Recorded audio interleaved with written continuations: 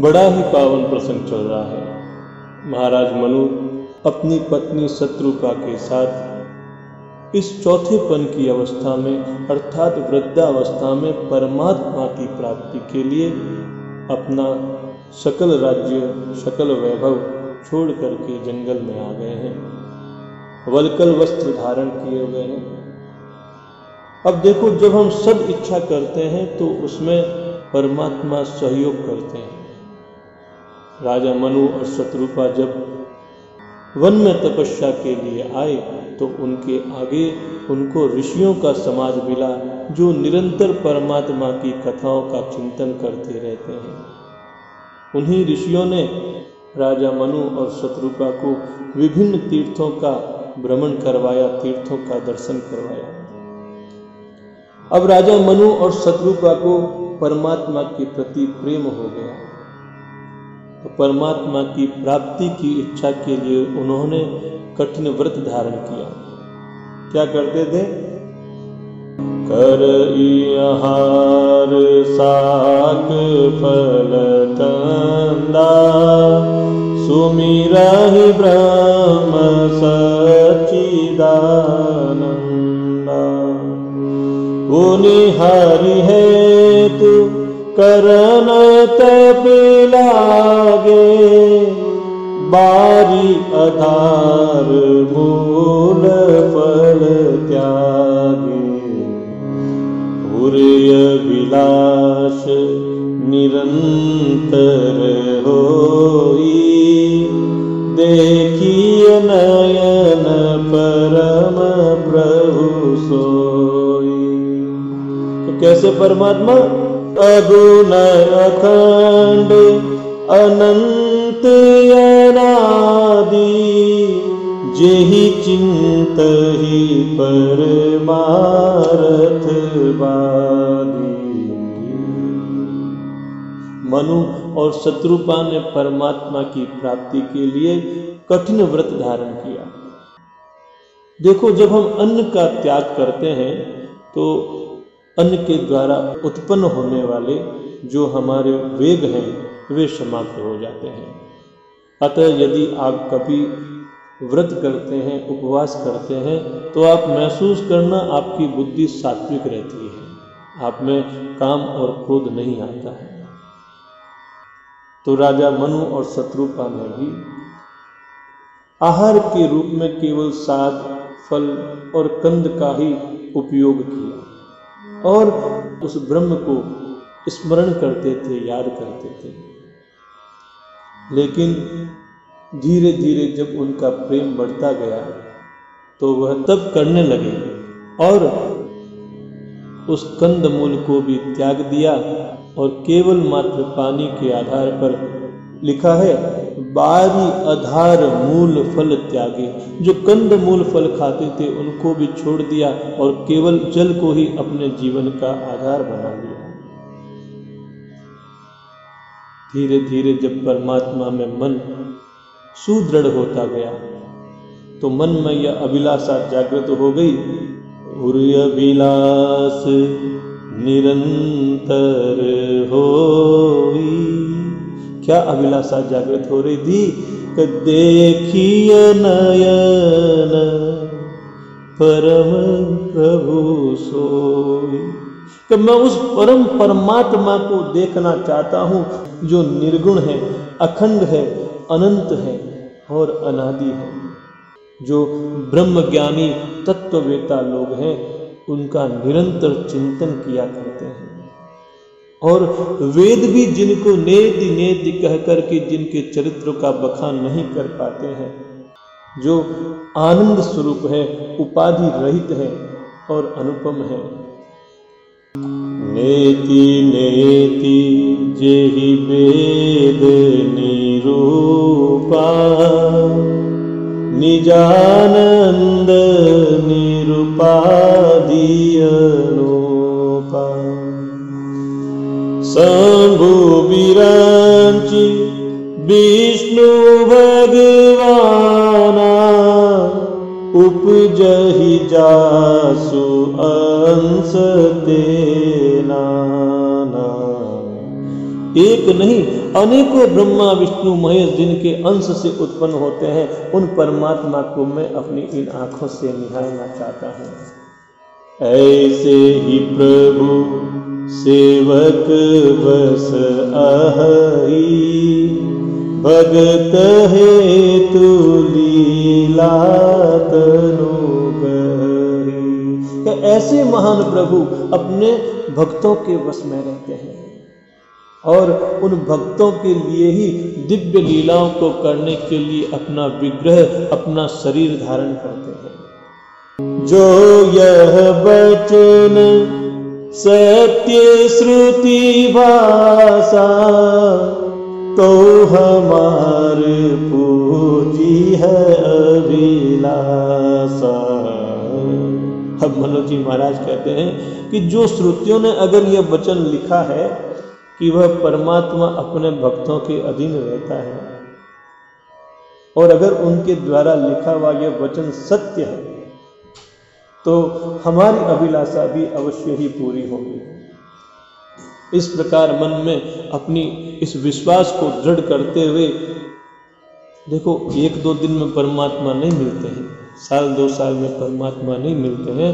परमात्मा की प्राप्ति के लिए कठिन तपस्या करनी पड़ती है, लेकिन फिर भी हमारे जो साधु संत तपस्वी लोग हैं, उन्होंने बड़ा ही सरल साधन बता रखा है कि आप नित्य ही परमात्मा का चिंतन करो तो परमात्मा सहज ही आपके पास हरदम रहते हैं।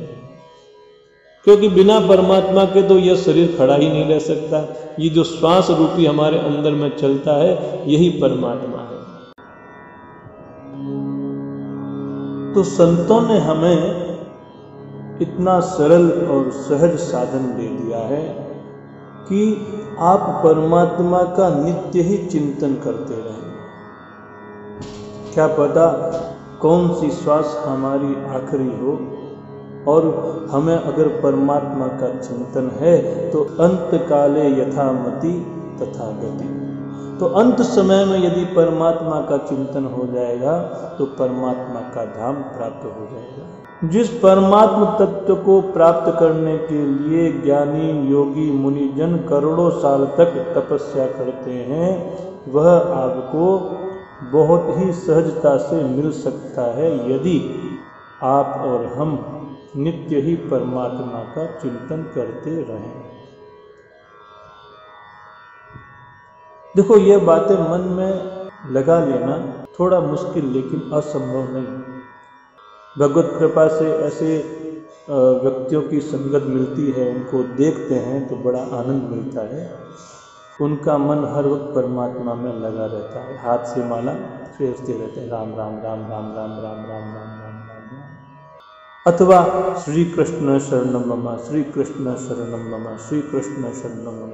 इस प्रकार से अनवरत ही वो लोग चिंतन करते रहते हैं।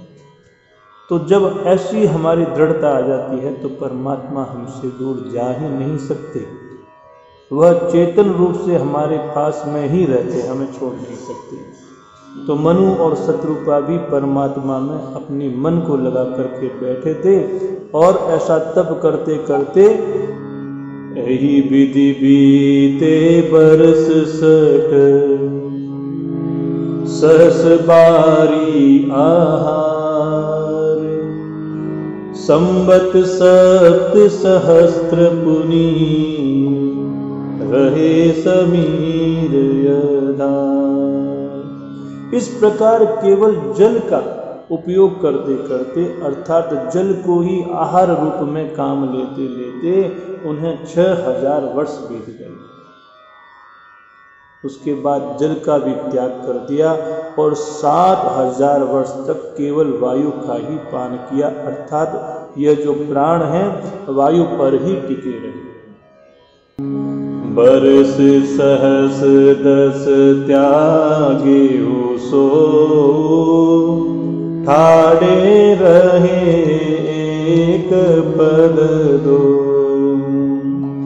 विधि हरिहर तप देखी अपारा, मनु समीप आए बहुबारा। फिर 10,000 वर्षों तक उन्होंने वायु का आधार भी छोड़ दिया।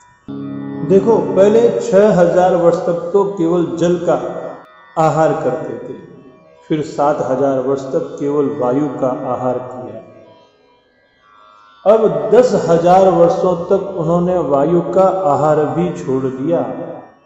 मनु और शत्रुपा बड़े ही प्रेम के साथ परमात्मा के उस निर्गुण स्वरूप को, दिव्य प्रकाश को अपने हृदय में धारण करके एक पैर से खड़े। उनका यह अपार तप देख करके ब्रह्मा, विष्णु और शिव जी कई बार उनके पास में आए और कहते हैं, मागहु बर बहु भांति लोभाए, परम धीर नहीं चलहि चलाए।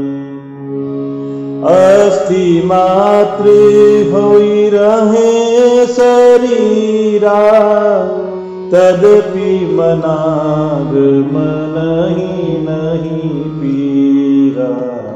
अर्थात भगवान शंकर, ब्रह्मा और विष्णु कई बार आकर के मनु को कहा, उनको ललचाया कि आप कुछ हमारे से वरदान मांग लो। लेकिन परम धैर्यवान राजा मनु अपने मन में धीरज धर करके आए थे। वह किसी भी प्रलोभन से डगमगाए नहीं।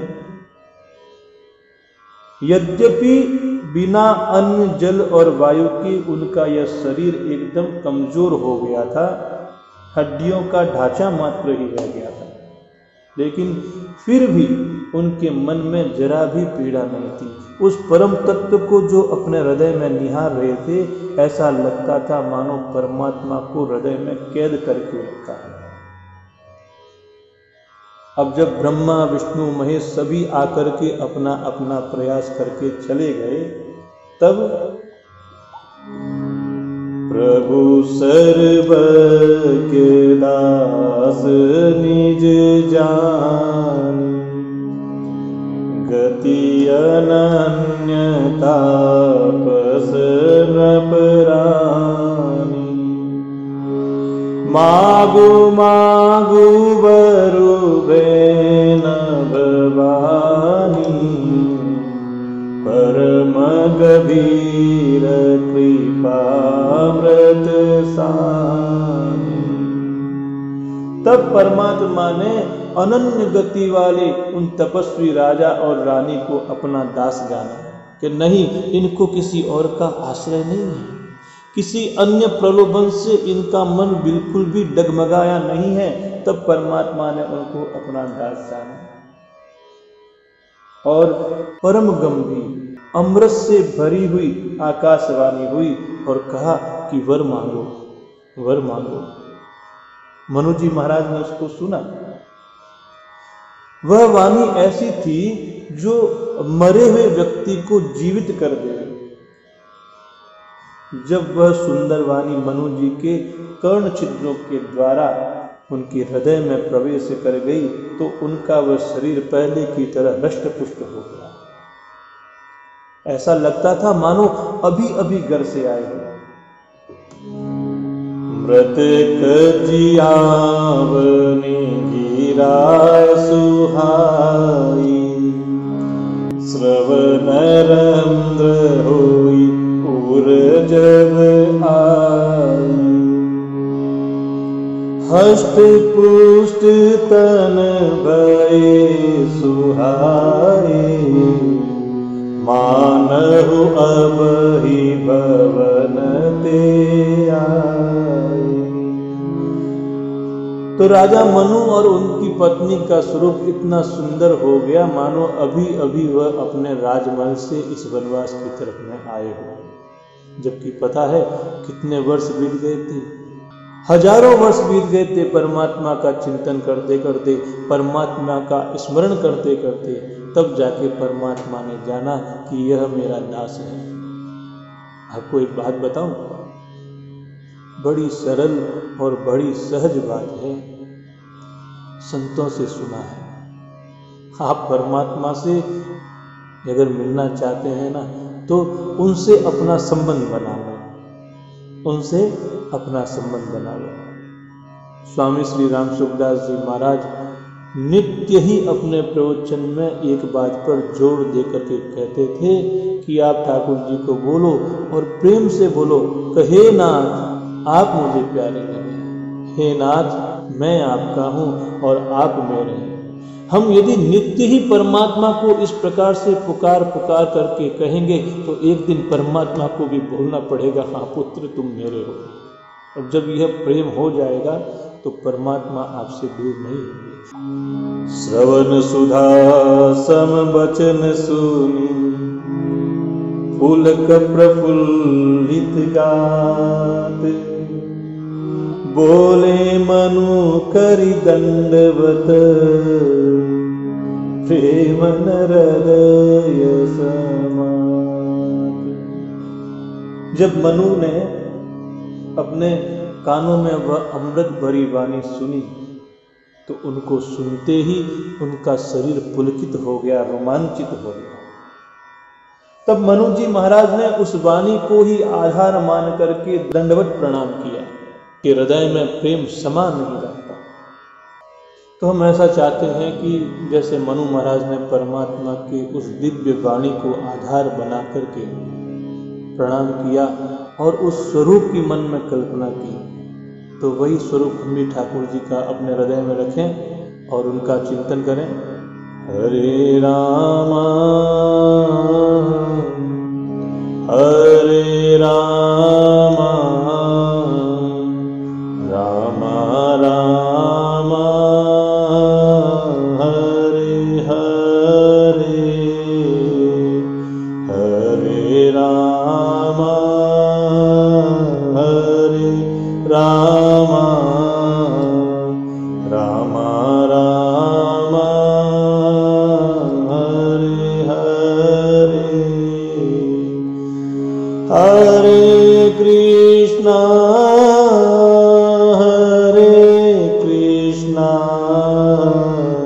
कृष्णा कृष्णा हरे हरे,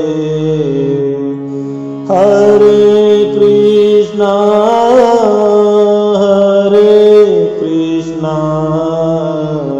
कृष्णा कृष्णा हरे हरे, हरे रामा हरे रामा, रामा रामा हरे हरे, कृष्णा कृष्णा हरे हरे, रामा रामा हरे हरे। बोलो सियावर रामचंद्र भगवान